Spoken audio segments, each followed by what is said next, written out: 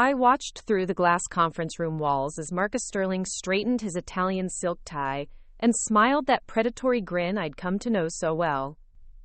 The quarterly board meeting was in full swing, PowerPoint slides dancing across the massive screen behind him as he gestured confidently toward charts showing record-breaking profits. What the 12 executives nodding approvingly in their leather chairs didn't know was that in exactly 47 minutes, at 3:15 p.m. Pacific Standard Time, every system Marcus was bragging about would come to a complete and catastrophic halt. Before we jump back in, tell us where you're tuning in from, and if this story touches you, make sure you're subscribed, because tomorrow, I've saved something extra special for you. The irony wasn't lost on me. 3 weeks ago, I'd been sitting in that very room as Chief Technology Officer of Nexus Dynamics, the woman Marcus had once called the beating heart of our digital infrastructure. Today I was persona non grata, banned from the building, my security badge deactivated, my 15 years of architectural genius reduced to what Marcus had termed in my termination letter as chronic insubordination and failure to respect executive authority. He had no idea what he'd unleashed. My name is Dr. Sarah Chen, and I built every single line of code that keeps Nexus Dynamics running. Every automated system, every security protocol, every backup server, every integration that connects their sprawling tech empire. I designed it all from the ground up. And Marcus Sterling, in his infinite arrogance, had just fired the one person who understood how to keep his digital kingdom from crumbling into dust. The security guard at the lobby desk glanced up as I walked past, recognizing me despite my civilian clothes. "Dr. Chen? I thought you..." He trailed off awkwardly. "Thought I what, Rodriguez?" I smiled warmly. Miguel Rodriguez had been working the front desk since I was a junior developer, and his daughter was studying computer science at Stanford, thanks to a scholarship program I'd quietly established 3 years ago. "Well, the memo said you were no longer with the company." "That's correct. I'm just here picking up some personal items from my car in the parking garage. The severance meeting ran long yesterday." Rodriguez nodded sympathetically. He'd seen plenty of executives come and go, but I was different. I was the one who'd upgraded the building's security system, who'd personally trained him on the new protocols, who'd actually remembered his wife's name when she was in the hospital last spring. "Take care of yourself, Doc. This place won't be the same without you." If only he knew how prophetic those words would prove to be. I made my way to the parking garage, but instead of heading to my Tesla, I ducked into the service corridor that connected to the building's main server room. The biometric scanner beside the reinforced steel door beeped once as it read my fingerprint. Access granted. Marcus had been thorough in his termination process, but he'd made one crucial oversight. When you fire the person who designed your security infrastructure, you need to remember to remove them from every single system. The executive access protocols I'd programmed 5 years ago during a major security overhaul had never been fully integrated with HR's termination procedures. A small gap that I'd always meant to close, but somehow never quite got around to addressing. Lucky me. The server room hummed with the quiet efficiency of machines that never slept, never took breaks, never questioned orders. Banks of black servers lined the walls like digital soldiers, their LED status lights blinking in perfect harmony. These machines processed millions of transactions daily, managed supply chains across 6 continents, and maintained the digital backbone of a company worth $12 billion. And I knew every wire, every circuit, every line of code that made them sing. The journey that led me to this moment began 15 years ago when I was a 25-year-old MIT graduate with a doctorate in computer science and more ambition than common sense. Nexus Dynamics had been a mid-sized logistics company then, struggling to modernize their paper-based operations in an increasingly digital world. I was their first real tech hire, brought in by the company's founder, Thomas Hawthorne, a visionary who understood that the future belonged to those who could seamlessly blend physical operations with digital intelligence. Tom was everything Marcus Sterling wasn't. Where Marcus was calculating and political, Tom was innovative and inspiring. Where Marcus saw quarterly profits, Tom saw revolutionary potential. Where Marcus viewed employees as replaceable resources, Tom treated us like family. "Sarah," Tom had said during my interview, his eyes bright with possibility, I don't just want to computerize our existing processes. I want to reimagine what a logistics company can be in the 21st century. I want to build something that doesn't just move packages. I want to build something that moves the world forward. Those words had sealed my fate. I'd turned down offers from Google, Apple, and Microsoft to join a company most people had never heard of, all because one man had articulated a vision that matched my own dreams. The early days were intoxicating. I worked 18-hour days, sleeping on a cot in my office more often than in my apartment, fueled by Tom's vision and unlimited coffee. I built the company's first real database system, designed their initial e-commerce platform, and created the automated logistics network that would eventually become the industry standard. By year 3, we'd gone public. By year 5, we'd acquired 4 competitors. By year 7, we were the undisputed leader in smart logistics, and I was the youngest CTO in the Fortune 500. Tom and I had been a perfect partnership. He provided the vision and business acumen. I provided the technical expertise and execution. We'd sit in his office until midnight, sketching out ideas on whiteboards, debating the philosophical implications of artificial intelligence, dreaming up solutions to problems that didn't even exist yet. "You know what I love about working with you, Sarah?" Tom had said one evening as we watched the sun set over the Silicon Valley skyline. "You don't just solve problems. You solve problems that haven't happened yet. You build systems that anticipate needs people don't even know they have." He was right. My specialty wasn't just coding. It was architectural thinking. I didn't just write programs. I designed digital ecosystems that could evolve, adapt, and scale beyond their original parameters.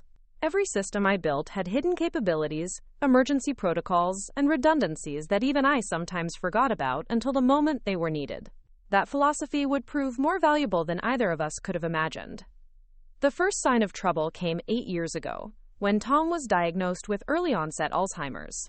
He was only 55, at the absolute peak of his career, when the symptoms began manifesting. Memory lapses during meetings, confusion about projects he'd championed for months, difficulty following complex technical discussions that had once energized him. The board handled Tom's decline with the cold efficiency that defines corporate governance. Within 6 months, they'd transitioned him to, quote, Chairman Emeritus, a meaningless title that allowed him to save face while effectively removing him from all operational decisions. His replacement was Marcus Sterling, a former McKinsey consultant who'd been brought in as Chief Operating Officer 2 years earlier. Marcus was Tom's opposite in every conceivable way. Where Tom was creative, Marcus was analytical. Where Tom was collaborative, Marcus was autocratic. Where Tom saw technology as a force for positive change, Marcus saw it purely as a means to maximize shareholder value. The shift in company culture was immediate and jarring. The open-door policy that had defined Tom's leadership gave way to rigid hierarchies and formal protocols. The innovation labs where we'd experimented with cutting-edge technologies were shuttered in favor of, quote, cost optimization initiatives. The employee development programs that had made Nexus Dynamics a destination for top talent were eliminated as, quote, non-essential expenditures. But the most painful change was personal. Under Tom's leadership, I'd been a true partner in shaping the company's technological direction. Marcus made it clear from day one that he viewed me as a highly paid technician, whose job was to execute his vision, not contribute to it. Sarah, Marcus had said during our first one-on-one meeting after his promotion, Tom gave you a lot of autonomy over the years, and I respect that. But as we scale the company for the next phase of growth, we need more structured decision-making processes. I'll be taking a more hands-on approach to technology strategy going forward. I tried to adapt. Really, I had. I attended his endless strategy meetings, nodded along with his buzzword-heavy presentations, and bit my tongue when he made decisions that contradicted everything I knew about sound technical architecture. I told myself it was temporary, that he'd eventually recognize my expertise and restore the collaborative dynamic I'd enjoyed with Tom. I was wrong. Marcus's approach to technology management was to treat it like any other corporate function, a cost center to be optimized rather than a strategic advantage to be cultivated. He brought in a parade of consultants who knew nothing about our specific systems, but promised to right-side our technical overhead and implement industry best practices for digital transformation. Preparing and narrating this story took us a lot of time.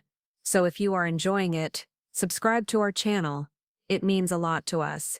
Now, back to the story.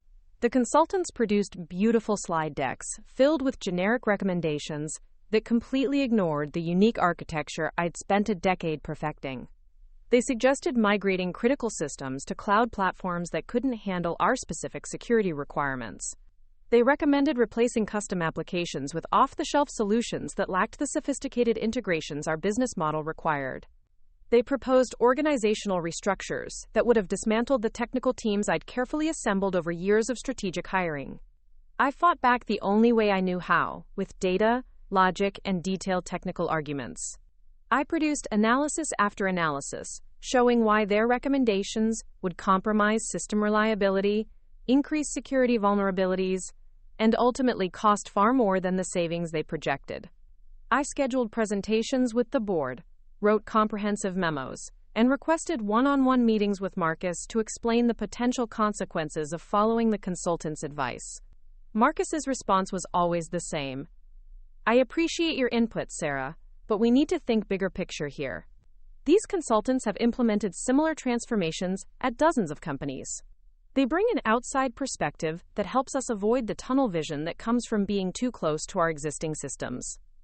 The breaking point came 6 months ago during a board meeting where Marcus presented the consultants' final recommendations. They wanted to replace our entire logistics management system, the crown jewel of our technological infrastructure, the system that had taken me 8 years to perfect, with a commercial package from a company that had never worked with a business of our scale or complexity. I couldn't stay silent.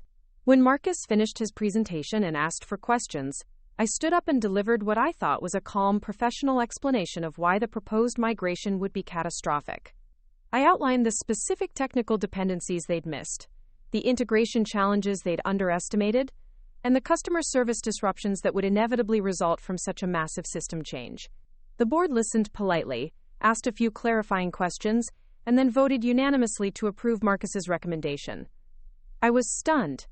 These were smart, successful people who'd built their careers on making informed decisions. How could they ignore such obvious technical flaws in favor of a consultant's PowerPoint presentation? The answer, I realized, was trust. They trusted Marcus to make the right call. And Marcus had framed my objections not as technical concerns, but as resistance to change. In the political calculus of corporate governance, being seen as an obstacle to progress was far more damaging than being wrong about technical details. That night, I made a decision that would define everything that followed. If Marcus wanted to implement a system migration that I knew would fail, I wouldn't stand in his way. But I also wouldn't be responsible for the inevitable disaster. I began documenting everything. Every warning I'd given, every alternative I'd proposed, every risk I'd identified. I started copying critical system documentation to secure external storage. I created detailed records of all the custom integrations and emergency protocols that only I fully understood. I wasn't planning revenge. Not yet. I was planning protection. When the new system inevitably collapsed under the weight of its own inadequacy, I wanted irrefutable proof that I'd warned everyone about exactly what would happen. The migration began 3 months later. As I'd predicted, it was a disaster from day one. The new system couldn't handle the volume of transactions our business required. Critical integrations failed, causing cascading errors throughout our supply chain. Customer orders were lost, shipments were misdirected, and our legendary reliability rating plummeted. But instead of acknowledging the problems with his strategy, Marcus blamed the implementation team. He fired the consultants who'd recommended the system, brought in new consultants to fix the problems created by the previous consultants, and demanded that my technical teams work around the clock to stabilize the failing infrastructure. I found myself in an impossible position. I could either help fix a fundamentally broken system, thereby enabling Marcus's narrative that the problems were implementation issues rather than strategic mistakes, or I could refuse to participate in what I knew was a futile effort to salvage an unsalvageable situation. I chose a middle path. I assigned my best people to work on the stabilization effort, while I focused on developing a comprehensive replacement strategy. If Marcus was determined to learn from his mistakes the hard way, I wanted to be ready with solutions when he finally admitted defeat. That replacement strategy became the source of our final conflict. I'd spent 2 months designing an elegant solution that would preserve the best elements of our original system, while incorporating the legitimate improvements Marcus had wanted from the commercial package.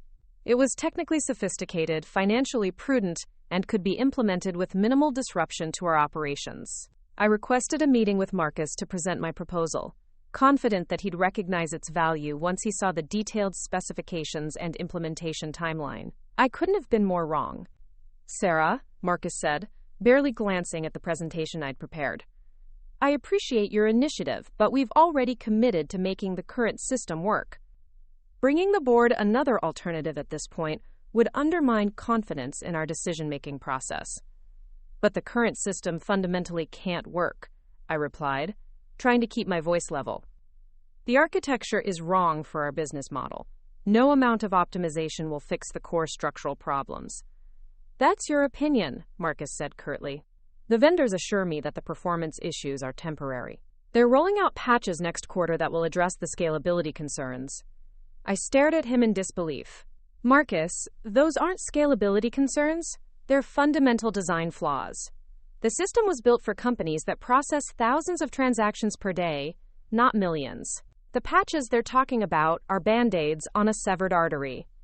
I understand you have strong opinions about this technology, Sarah, but I need you to focus on solutions rather than problems. Can you make the current system work or not?" The question hung in the air between us.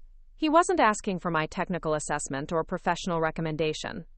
He was asking whether I would subordinate my expertise to his authority, whether I would enable his face-saving narrative, regardless of the consequences to the company. "I can make it limp along for a while," I said finally. "But it will fail eventually, and when it does, the damage will be exponentially worse than if we fix it properly now." Marcus's expression hardened. "That's not the answer I'm looking for. It's the only honest answer I can give you." "Then maybe honesty isn't what we need right now. Maybe what we need is loyalty." The word hit me like a physical blow. Loyalty. As if 15 years of building this company from the ground up, of working 18-hour days and sleeping in my office and sacrificing relationships and health and everything else for the sake of Nexus Dynamics somehow didn't qualify as loyalty. "I've given this company everything," I said quietly. "Don't question my loyalty because I won't lie for you." "I'm not asking you to lie, Sarah. I'm asking you to trust my judgment and support my decisions. That's what being part of a team means." "And what about trusting my judgment? What about supporting decisions based on technical expertise rather than political convenience?" Marcus stood up, signaling that the meeting was over. "I think we've both said enough. Take some time to think about whether you can be the kind of team player this company needs going forward." I left his office knowing that our working relationship was beyond repair. Marcus had made it clear that he valued compliance over competence, loyalty over expertise. He wanted a CTO who would rubber stamp his decisions, not challenge them with inconvenient technical realities. I also knew that I couldn't continue working under those conditions. My professional integrity meant more to me than any salary or title. If Marcus wanted a yes woman, he'd have to find someone else. But I wasn't ready to quit. Not yet. The company Tom had built deserved better than Marcus's mismanagement, and the employees who trusted me to protect their technological infrastructure deserved more than abandonment. I decided to document everything I could about the system failures, the warnings I'd given, and the solutions I'd proposed. When the inevitable crisis came, at least there would be a record of what had really happened. I spent the next 3 weeks creating the most comprehensive technical documentation I'd ever produced. I recorded video explanations of every critical system, wrote detailed guides for emergency procedures, and created a complete architectural overview that would allow another qualified CTO to understand our infrastructure quickly. I also began implementing what I privately called insurance policies, subtle modifications to our systems that would allow me to assist with crisis management even if I were no longer employed by the company. These weren't backdoors or security vulnerabilities. They were legitimate administrative tools that I disguised as routine maintenance updates. Marcus, meanwhile, grew increasingly frustrated with my refusal to enthusiastically endorse his technology strategy. He began excluding me from key meetings, questioning my technical recommendations in front of other staff members, and generally undermining my authority at every opportunity. The final confrontation came during last month's senior staff meeting. Marcus was presenting an update on the system migration, painting an optimistic picture of steady progress and minor growing pains. When he asked for questions, I raised my hand. Marcus, could you address the customer satisfaction scores from last quarter? We've dropped from 97% to 73%, and most of the complaints relate directly to system reliability issues. The room went silent. Marcus's jaw tightened as he stared at me across the conference table. Those numbers reflect temporary adjustment challenges, he said carefully. All major system implementations experience some initial turbulence. But these aren't implementation challenges, I pressed. These are architectural limitations that we knew about before we started the migration. The customer satisfaction scores will continue declining until we address the fundamental system design issues. Sarah, Marcus said, his voice taking on a warning tone. I think we've discussed this topic extensively in private. Perhaps we should focus on constructive feedback rather than relitigating decisions that have already been made. The customers who are canceling their contracts don't care that the decision has been made, I replied. They care that their orders are being lost and their shipments are being delayed. We have a responsibility to fix these problems, not pretend they don't exist. Marcus stood up abruptly, his face flushed with anger. I think that's enough for today. Sarah, I need to see you in my office immediately after this meeting. The other executives exchanged uncomfortable glances as Marcus stormed out of the conference room. I gathered my materials slowly, knowing that I'd just crossed a line from which there would be no return. Marcus's office felt like a tribunal when I entered 15 minutes later.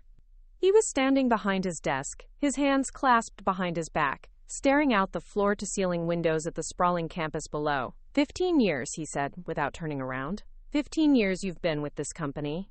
Tom always spoke very highly of your technical contributions. Tom understood that good technology requires honest feedback, I replied. He knew that surrounding himself with yes people would lead to bad decisions. Marcus finally turned to face me, his expression cold and controlled. Tom also understood the importance of executive authority and chain of command. He knew when to trust his management team's judgment, even when he disagreed with specific details. Tom's management team was trying to build something revolutionary. You're trying to save face on a failed strategy. That's enough. Marcus's voice cut through the air like a blade. I've been patient with your attitude because I respect your technical skills and your history with the company. But I won't tolerate public insubordination and deliberate undermining of executive decisions. Is that what you call pointing out technical problems? Insubordination? I call it a pattern of behavior that's damaging to company morale and disruptive to our operational effectiveness. You've made it clear that you can't support the technology strategy this company has chosen to pursue. I can't support a strategy that I know will fail, and that's already harming our customers. Marcus walked around his desk and sat down, his movements deliberate and theatrical. Sarah, I'm going to be very clear with you. You have two choices. You can accept that I'm the CEO of this company and that my technology decisions are final, or you can find somewhere else to work. There is no third option. The ultimatum hung between us like a challenge. I understood the subtext. He was daring me to quit so he wouldn't have to fire me and deal with the potential legal complications of terminating a long-term executive without cause. And if I choose to stay and continue advocating for technical solutions that I believe are in the company's best interest, then you'll be choosing to leave. Because I won't tolerate continued insubordination from anyone, regardless of their title or tenure. I stood up slowly, my mind surprisingly calm despite the magnitude of what was happening. Marcus, you're making a mistake. Not just about me, but about the technology strategy. When this system fails completely, and it will, you'll need someone who understands our infrastructure well enough to fix it quickly. I'm confident we can manage our technology needs without dramatic predictions of doom. Those aren't predictions. They're technical assessments based on 15 years of building and maintaining these systems. Marcus opened his laptop and began typing. A clear dismissal. I'll need your decision by the end of the week, Sarah. Either commit to supporting my leadership or submit your resignation. I walked to the door, then paused with my hand on the handle. What about Tom? What would he think about you firing the person who built this company's entire technological foundation over a disagreement about system architecture? Marcus looked up from his laptop, his expression entirely without warmth. Tom isn't here anymore, Sarah. I am. And this is my company now. Those words echoed in my mind as I returned to my office. My company. As if 15 years of innovation, dedication, and technical excellence could be erased by a simple change in leadership. As if the systems I'd designed, the teams I'd built, and the digital infrastructure that powered every aspect of Nexus Dynamics operations were somehow his accomplishments rather than mine. I spent that evening at home, staring at my laptop screen and trying to decide what to do. I could quit gracefully, taking my knowledge and expertise to a competitor who would value my contributions. I could stay and find ways to work within Marcus's constraints, compromising my professional principles for the sake of stability. Or I could force Marcus to fire me, creating a public confrontation that might damage both our reputations. None of those options felt right. I'd spent 15 years building something extraordinary at Nexus Dynamics, and I wasn't ready to walk away from it. But I also couldn't continue working for someone who valued political loyalty over technical competence. The solution came to me around midnight, as I sat in my home office reviewing system documentation I'd been working on. Marcus wanted me gone, but he was afraid to fire me outright because of the potential consequences. He was hoping I'd quit voluntarily, solving his problem without creating legal or public relations complications. But what if I gave him no choice? What if I forced him to fire me in a way that would expose his incompetence, while positioning me to help the company when his strategy inevitably failed? The plan that took shape in my mind was audacious, risky, and probably career-ending. But it was also, I realized, the only way to protect the company and the employees who'd trusted me to safeguard their technological infrastructure. I would give Marcus exactly what he'd asked for: open insubordination that he couldn't ignore or rationalize away. I would force him to fire me publicly, creating a clear record of his priorities and decision-making process. And then I would wait for his system to fail, knowing that I'd prepared the tools necessary to help clean up the mess he was creating. The next morning, I walked into the office with a strange sense of peace. I knew what I was going to do, and I knew it would probably end my career at Nexus Dynamics. But I also knew it was the right thing to do, both for the company and for my own professional integrity. The senior staff meeting that would seal my fate was scheduled for Thursday afternoon. Marcus had called it to discuss operational efficiency improvements, code words for more cost-cutting measures and personnel reductions. I spent the morning preparing a presentation that would leave no doubt about my position on his technology strategy.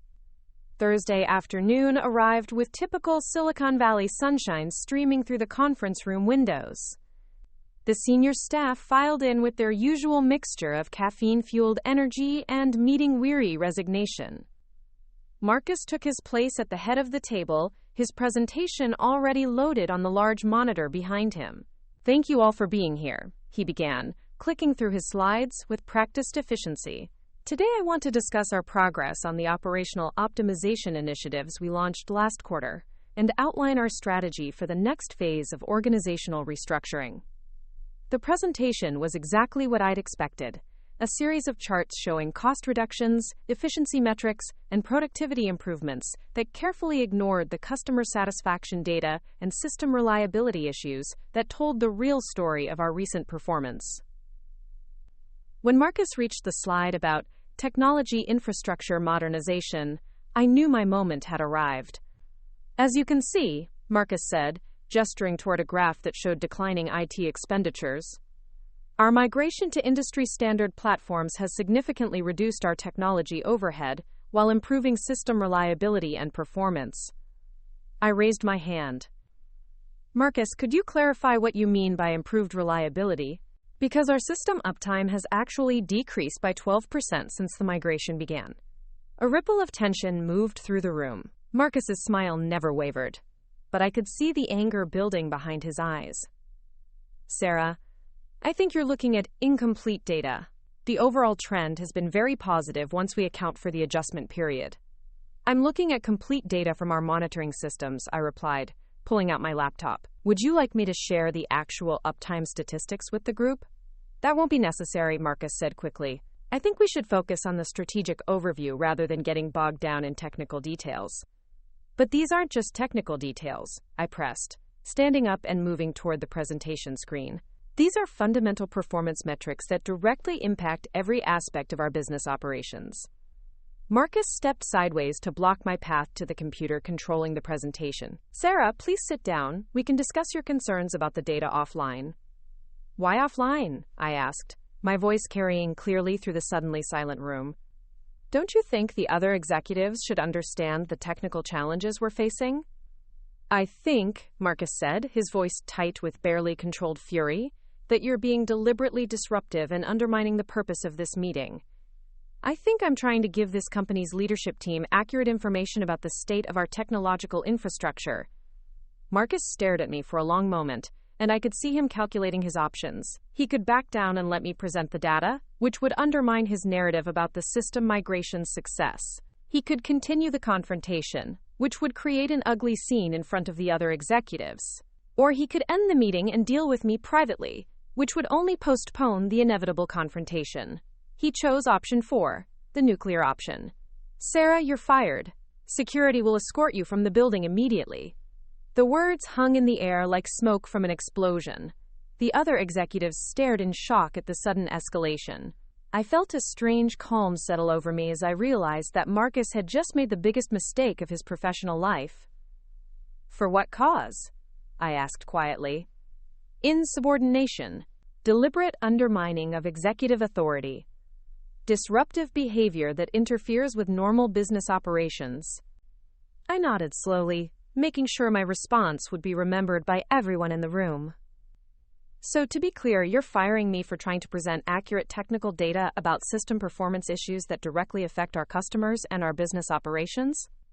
I'm firing you for refusing to follow direct orders and for deliberately disrupting a senior leadership meeting. And those direct orders were to not share factual information about system reliability problems with the other executives. Marcus's face was now visibly flushed. Those direct orders were to respect the chain of command and support executive decisions, rather than constantly undermining them with alarmist technical objections. I looked around the room at the faces of people I'd worked with for years, some shocked, some uncomfortable, some carefully neutral. I understand. You're firing me because I won't stop telling the truth about our technology problems. I'm firing you because you can't function as part of a management team, Marcus snapped. Security will be here in 5 minutes to escort you out. You can collect your personal items under supervision. I gathered my laptop and notebook slowly, letting the silence stretch as long as possible. When I reached the door, I turned back to address the room one final time. When the system fails completely, I said, my voice calm and professional, remember this conversation. Remember that the person who built and maintained every critical piece of your technological infrastructure was fired for trying to warn you about problems she knew how to fix. I walked out of the conference room with my head high, knowing that I'd just committed professional suicide but feeling oddly liberated by the decision. Marcus had given me exactly what I'd needed. A public firing for technical honesty that would be impossible to spin as anything other than what it was. The security escort through the building was surreal but not unexpected. Word of my firing had spread quickly through the company's communication networks, and I could see clusters of employees watching from doorways and cubicles as Rodriguez walked me through the corridors toward the exit. My assistant, Jennifer, was waiting by the elevator with a cardboard box containing my personal items. Her eyes were red-rimmed with tears. Dr. Chen, I can't believe they're doing this to you, she whispered as Rodriguez stepped discreetly away to give us a moment of privacy. It's okay, Jen. Sometimes standing up for what's right means accepting unpleasant consequences. But you built everything here. How can they just throw you away like this? I smiled sadly, thinking about all the hidden protocols and emergency systems that only I knew about. They can throw me away, but they can't throw away what I built. And when they need help understanding how it all works, they'll figure out how to reach me. The elevator doors opened, and Rodriguez gently indicated it was time to go.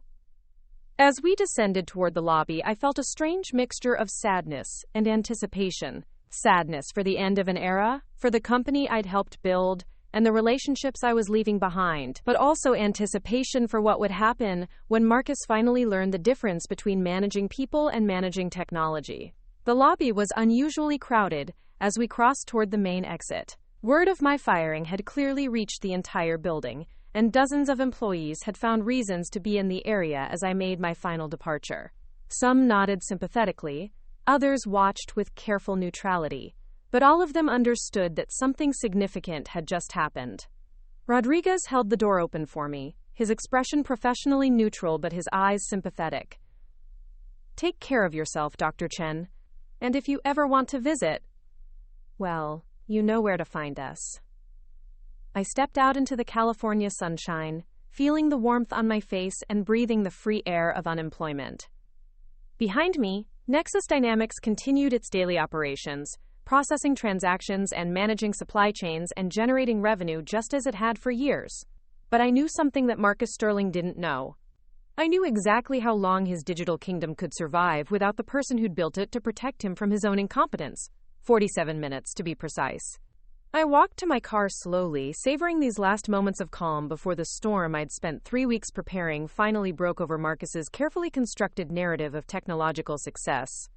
My phone was already buzzing with messages from concerned colleagues, job offers from competitors, and interview requests from industry journalists who'd heard about my dramatic termination. But none of that mattered right now. All that mattered was getting to the coffee shop across the street, where I'd have a perfect view of the Nexus Dynamics building, when every system Marcus was so confident about came crashing down around him. I ordered a double espresso and found a table by the window, checking my watch as I settled in to wait. 43 minutes until showtime. 43 minutes until Marcus Sterling learned why firing the architect of your digital infrastructure might not be the smartest executive decision he'd ever made. The irony was perfect. Marcus had fired me for insubordination, for refusing to hide technical problems that threatened the company's operations. In a few minutes, he was going to discover exactly what those problems looked like, when the person who'd been protecting him from them was no longer around to prevent the inevitable catastrophe. I sipped my espresso and watched the building across the street, where people who trusted Marcus's leadership went about their daily work, completely unaware that their entire digital world was about to come apart at the seams. And I was the only person who knew how to put it back together again. 37 minutes until Marcus Sterling's carefully constructed facade crumbled into digital dust. I watched through the coffee shop window as employees streamed in and out of the Nexus Dynamics building, their faces animated with the casual confidence of people who believed their systems were bulletproof. If only they knew that their entire technological infrastructure was held together by architectural decisions I'd made years ago. Decisions that required constant maintenance and oversight from someone who actually understood how the pieces fit together. My phone buzzed with another incoming call from Rachel Morrison, the head of Human Resources. I let it go to voicemail, just as I had with the previous 6 calls from various Nexus executives. They'd fired me with great theatrical flourish less than an hour ago. Whatever crisis management they thought they needed from me could wait until they learned to ask more politely. The 7th voicemail was more urgent than the others. "Sarah, this is Rachel. Look, I know Marcus handled things poorly in that meeting, but we really need to discuss some technical issues that have come up. Could you please call me back as soon as possible? The board is asking questions about system continuity protocols, and frankly, nobody else seems to know how to access the documentation for some of our critical applications." I smiled grimly at her choice of words. System continuity protocols. That was corporate speak for. We just realized we have no idea how anything works around here. The documentation she was referring to existed in multiple formats across several secure servers, but accessing it required administrative credentials that had been tied to my personal security profile. Marcus had been so eager to escort me out of the building that he'd forgotten to transfer those critical access rights to anyone else. It was a rookie mistake, the kind of oversight that happened when politicians tried to manage technology without understanding the fundamental dependencies that made everything work. Tom Hawthorne would never have made such an error. He'd understood that firing a CTO required careful transition planning, not theatrical gestures in front of stunned executives. 28 minutes remaining. I ordered another espresso and opened my laptop, connecting to the secure VPN I'd established months ago when I first began documenting Marcus's technological incompetence. The network wasn't connected to Nexus Dynamics' systems directly, but it did allow me to monitor certain external indicators that would tell me exactly when their internal infrastructure began failing. The beauty of the trap I'd set wasn't in any malicious code or deliberate sabotage. Marcus's systems were going to fail because of his own decisions, his own refusal to listen to technical expertise, his own insistence on implementing solutions that couldn't handle the operational demands of our business model. I'd simply removed the safety nets that had been preventing those inevitable failures from cascading into complete systemic collapse. For months, I'd been quietly implementing what I called graceful degradation protocols throughout our infrastructure. These were background processes that monitored system performance and automatically implemented workarounds when things started going wrong. When network traffic exceeded capacity limits, my protocols would redirect operations to backup servers. When database queries became inefficient, automated optimization routines would restructure the requests. When integration points between different applications began failing, intelligent routing systems would find alternative pathways to maintain functionality. Marcus and his consultants had seen these protocols as unnecessary complexity, legacy code that represented the kind of over-engineering they were determined to eliminate. During the Great Simplification initiative they'd implemented over the past 3 months, they'd systematically disabled or removed dozens of these protective systems, confident that their streamlined commercial software wouldn't need such elaborate safeguards. They were about to learn why I'd built those safeguards in the first place. My phone rang again. This time it was Jennifer, my former assistant, calling from her personal mobile rather than the office line. "Dr. Chen?" Her voice was tight with anxiety. "I'm sorry to bother you, but something weird is happening with the email servers. People are starting to complain that messages aren't going through, and the IT help desk says they can't access the diagnostic tools."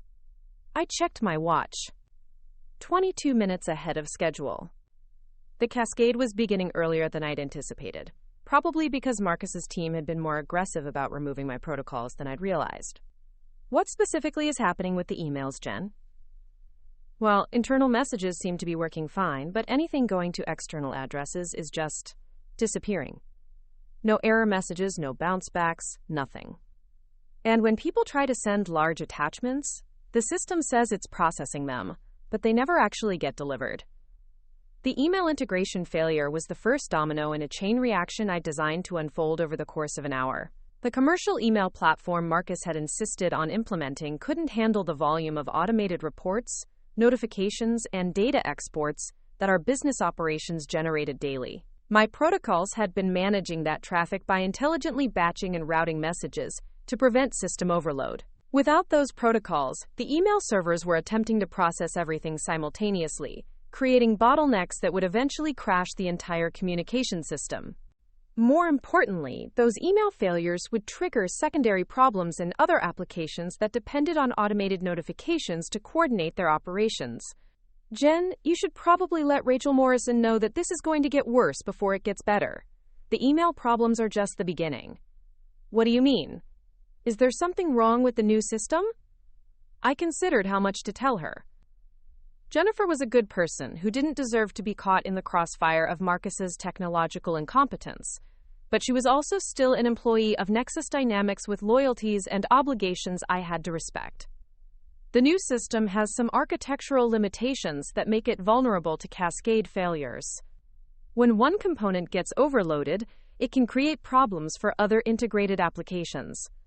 Is there anything we can do to fix it? Someone with administrative access to the core infrastructure could implement temporary workarounds, but those fixes would require a deep understanding of how all the different systems interact with each other. Jennifer was quiet for a moment, processing the implications of what I'd told her. "You mean someone like you?" "I mean someone with my level of access and experience, yes. But they just fired you for trying to warn them about exactly this kind of problem." "That's correct." Another long pause. "Dr. Chen, what's going to happen?" I looked across the street at the Nexus Dynamics building, where people were probably just beginning to notice that their computers were responding more slowly than usual, that applications were taking longer to load, that the seamless digital environment they'd taken for granted was starting to develop hairline cracks. Honestly, Jen, that depends on how quickly Marcus realizes he needs help, and how willing he is to ask for it.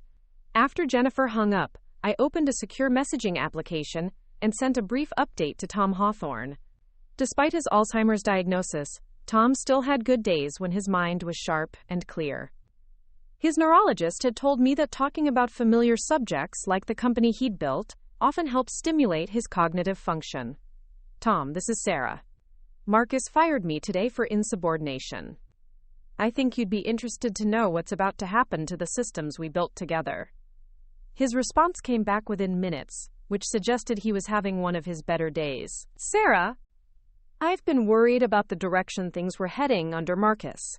What kind of insubordination? I refuse to stop telling the truth about technical problems that could compromise the company's operations. That sounds like the Sarah Chen I hired 15 years ago. What kind of problems? I spent the next few minutes typing out a condensed version of the system migration disaster, Marcus's refusal to acknowledge the architectural flaws, and my final confrontation in the board meeting. Tom's responses were sharp and insightful, reminding me of the man who'd once been my most trusted collaborator. Sarah, you know I can't intervene directly anymore. The board made it clear that my input on operational matters isn't welcome. But I still own a significant equity stake in the company, and I still care about the people who work there. I know, Tom, I'm not asking you to intervene. I just wanted you to know what was happening. What's your plan? Because I know you well enough to be certain you have one. I smiled at the screen. Even with his cognitive challenges, Tom still understood how my mind worked better than anyone else at Nexus Dynamics. My plan is to let Marcus learn from his mistakes. When he's ready to acknowledge that he needs help fixing the problems he created, I'll be available to discuss solutions. And if he's too proud to ask for help, then the company will experience a very educational demonstration of what happens when you fire the people who understand your critical infrastructure. Be careful, Sarah. Marcus is politically savvy even if he's technically incompetent. Don't give him ammunition to use against you. Tom's warning was well taken. I'd been so focused on the technical aspects of this situation that I hadn't fully considered the political dimensions. Marcus would undoubtedly try to frame any system failures as sabotage or deliberate malice on my part. I needed to be very careful to ensure that everything that happened could be clearly attributed to his own decisions and the natural consequences of removing critical system protections. 18 minutes until the cascade reached critical mass. I closed the messaging application and opened a secure document where I'd been maintaining a detailed timeline of all the warnings I'd given Marcus about system vulnerabilities. If this situation ended up in litigation or regulatory investigation, I wanted a comprehensive record of every conversation, every memo, every email where I'd tried to prevent exactly what was about to happen. The documentation was extensive and damning. Over the past 6 months, I'd sent Marcus 47 separate communications about technical risks associated with his system migration strategy. I'd provided detailed analysis of potential failure modes, suggested alternative approaches that would minimize disruption, and offered to work with external consultants to validate my recommendations. Marcus had dismissed every single warning, often without reading the technical details. His responses followed a predictable pattern. Initial politeness, followed by requests to, quote, be more constructive, followed by instructions to focus on implementation rather than criticism, and finally, explicit orders to stop raising objections to decisions that had already been made. The paper trail told a clear story of a CTO desperately trying to prevent a technological disaster, and a CEO systematically ignoring expert advice in favor of political convenience. When Marcus inevitably tried to blame me for the system failures, I had enough documentation to prove that he'd been explicitly warned about every single problem that was about to occur.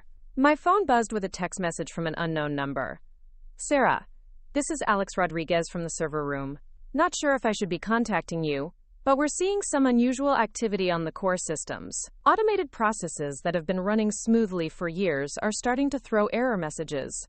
Do you know what might be causing this?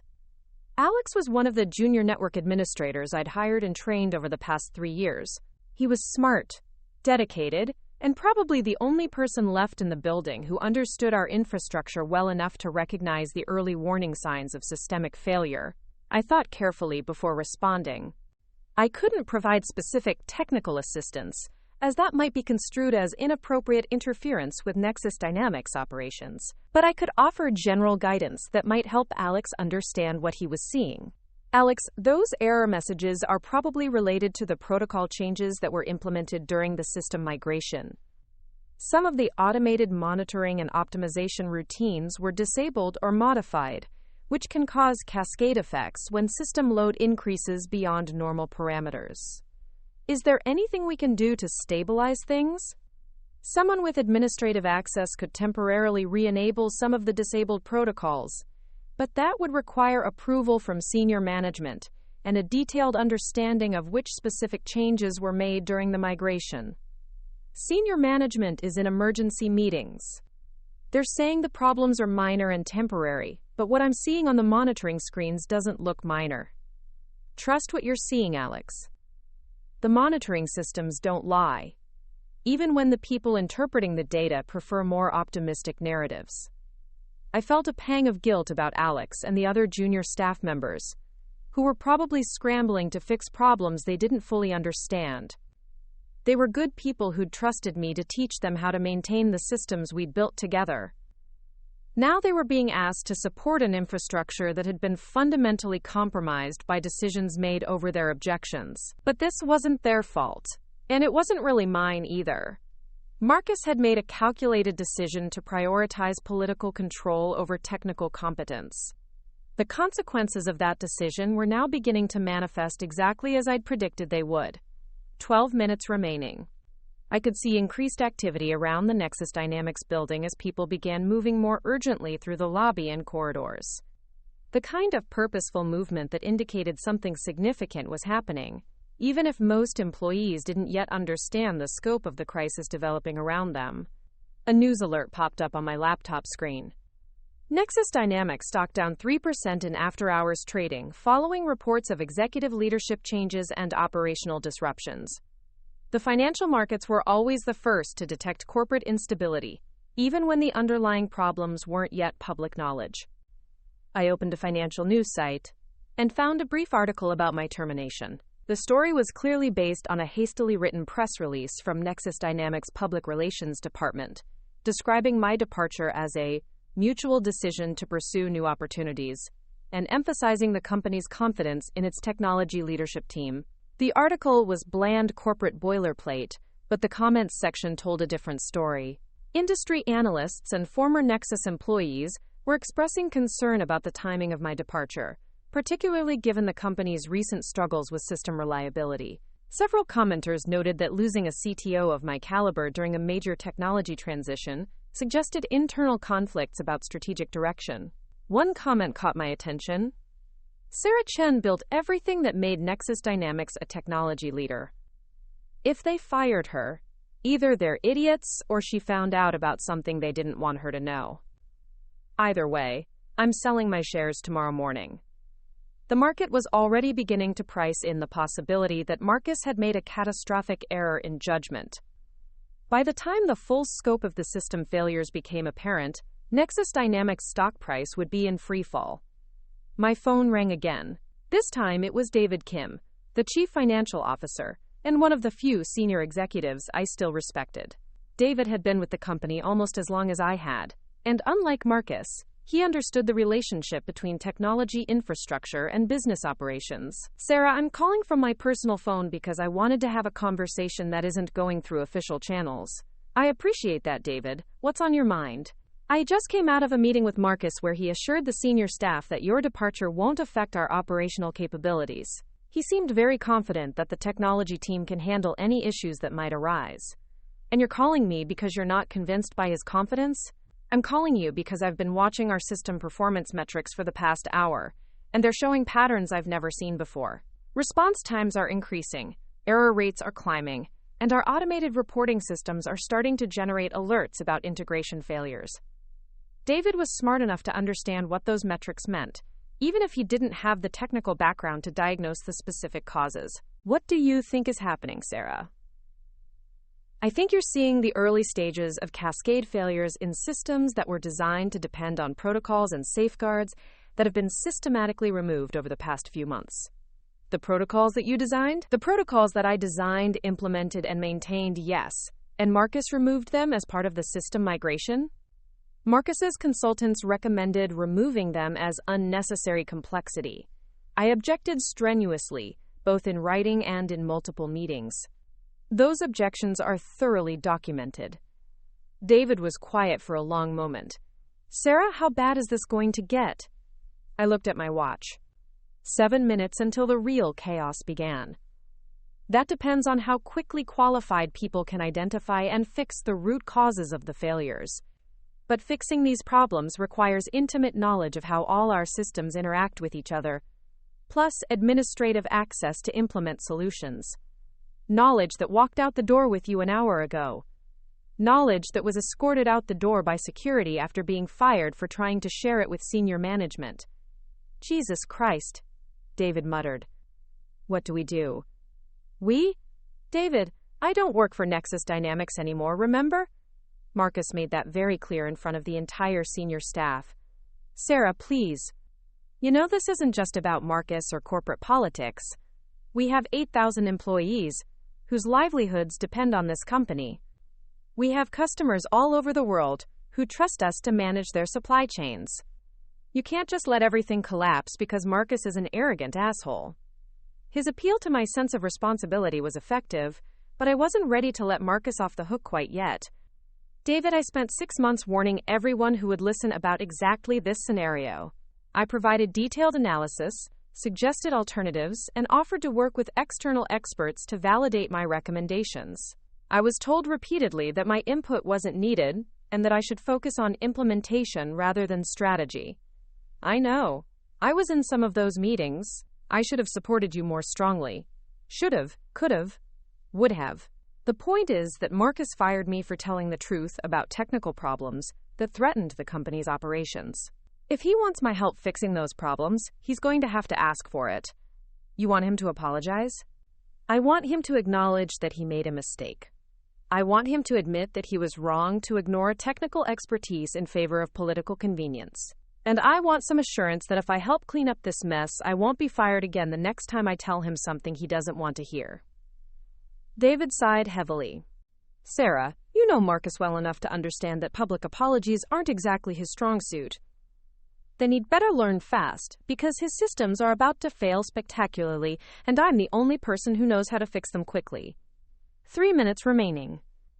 Through the coffee shop window, I could see people moving more frantically around the Nexus Dynamics building. Security guards were stationed at the main entrance, and I could see several black SUVs in the executive parking area that hadn't been there when I'd arrived. The board of directors was being called in for an emergency meeting. The kind of crisis response that happened when a company's operational infrastructure was collapsing in real time and nobody in charge understood why. My laptop chimed with an encrypted message from an address I didn't recognize. Dr. Chen, this is Director Harrison from the SEC's Corporate Technology Division. We've been monitoring some unusual trading patterns around Nexus Dynamics stock, and we understand there may have been significant changes in your company's technology leadership today. Could you please contact our office at your earliest convenience to discuss the regulatory implications of any operational disruptions that might affect public shareholders? The Securities and Exchange Commission had noticed. That meant my termination and the subsequent system failures were already being treated as potentially material events that could affect investor decisions.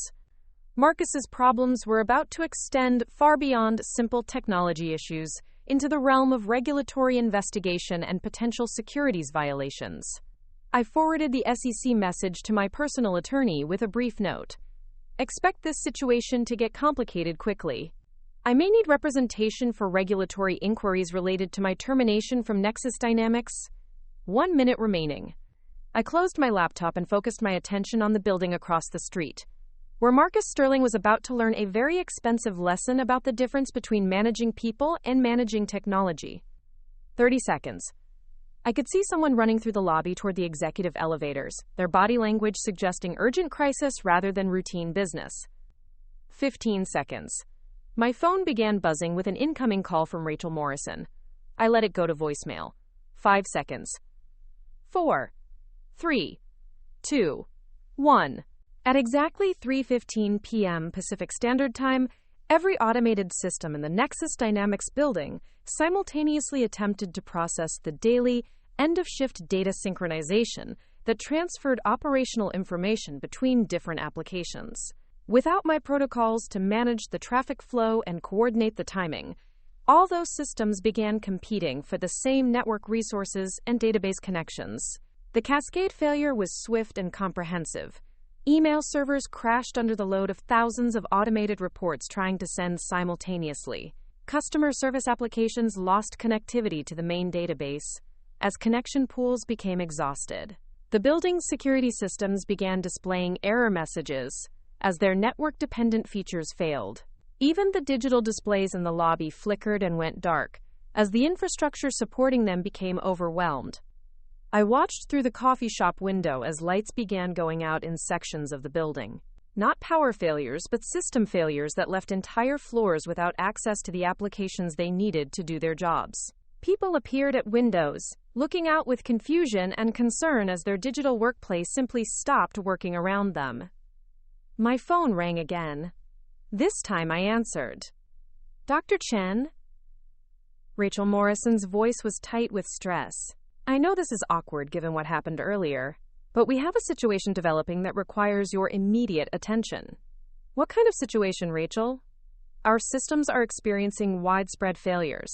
Email is down, customer service applications are offline, and our operations team is reporting that they can't access critical supply chain management tools. The IT department says they've never seen anything like this." "Have you tried turning it off and on again?" I asked, allowing a note of sarcasm to creep into my voice. "Sarah, this isn't the time for jokes. We need your help." "Really?" "Because an hour ago, Marcus made it very clear that my help wasn't needed. In fact, I believe his exact words were that I was fired for insubordination and deliberate undermining of executive authority. That was a misunderstanding. Emotions were running high, and things were said that maybe shouldn't have been said." "Rachel, let me be very clear about something. I wasn't fired because of emotions or misunderstandings. I was fired because I refused to stop telling the truth about technical problems that threaten the company's operations. Those same problems are now causing the system failures you're experiencing." "So you can fix them?" "I can fix them, yes, but I'm not going to do it quietly and discreetly while Marcus pretends that everything is under control. If Nexus Dynamics wants my help, they're going to ask for it properly." "What do you mean by properly?" "I mean Marcus is going to have to publicly acknowledge that he made a mistake, both in his technology strategy and in firing me. I want a formal apology, reinstatement of my position with full authority over technology decisions, and a written guarantee that I won't be retaliated against for providing honest technical assessments." Rachel was quiet for a moment. "Sarah, you know Marcus isn't going to agree to those terms. Then Marcus is going to watch his company collapse around him while he tries to figure out how to fix systems he doesn't understand. The board is already asking questions. If these outages continue, there could be serious consequences for the company's leadership. There should be serious consequences." Marcus ignored months of warnings about exactly this scenario. He fired the person most qualified to prevent it from happening.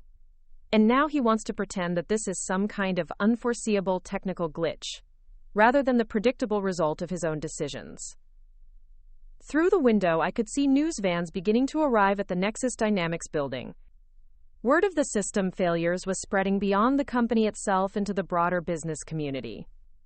By tomorrow morning, this would be front-page news in every technology publication and business journal in the country. "Rachel, I'm going to give you some free advice. The longer Marcus waits to acknowledge what's really happening here, the more damage this is going to do to the company's reputation. Every minute he spends trying to save face is another minute that customers and shareholders are losing confidence in Nexus Dynamics' operational capabilities. I'll pass that along to Marcus. You do that. And Rachel? When he's ready to have an adult conversation about how to fix the problems he created, he can call me himself. I'm not going to negotiate through intermediaries." I hung up and watched the controlled chaos developing across the street. Emergency vehicles were arriving, probably called by automated building systems that had interpreted the widespread technical failures as potential security threats.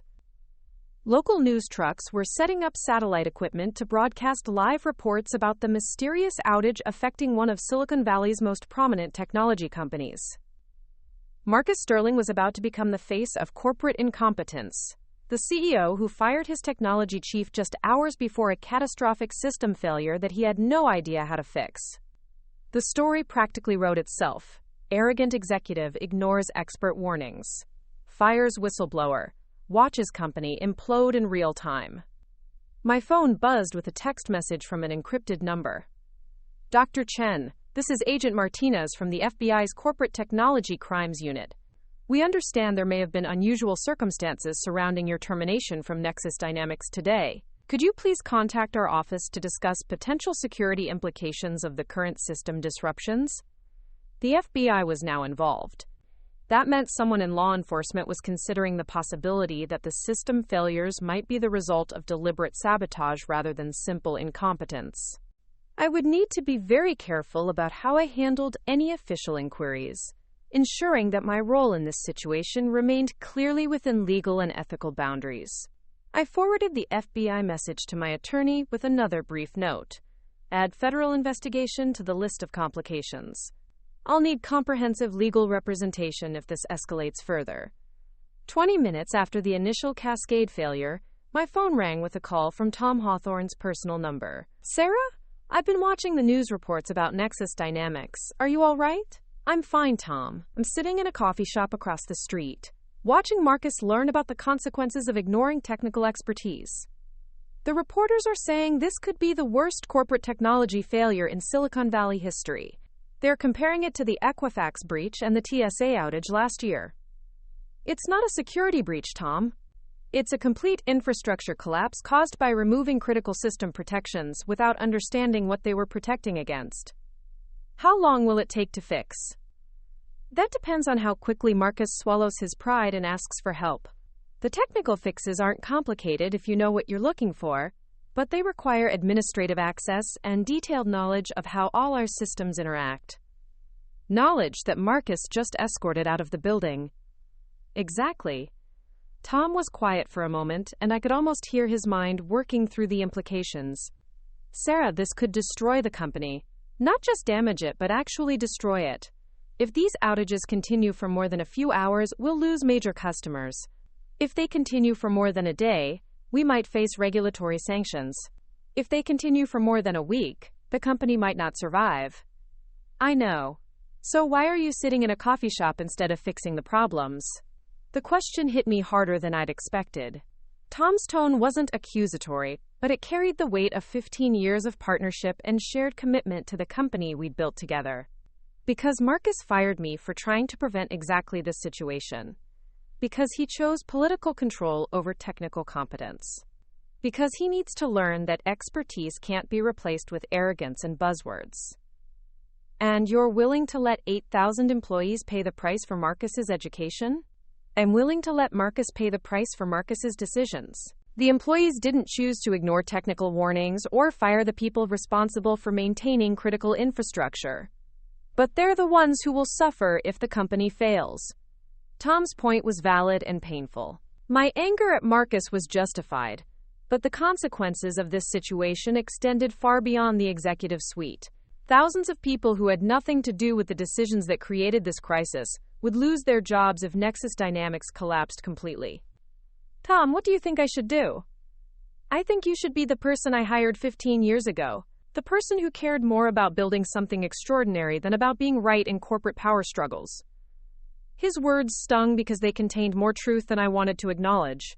The Sarah Chen who had joined Nexus Dynamics as a young, idealistic engineer would have been looking for ways to help, not sitting in a coffee shop waiting for apologies. But that Sarah Chen had also trusted that competence and dedication would be valued and protected.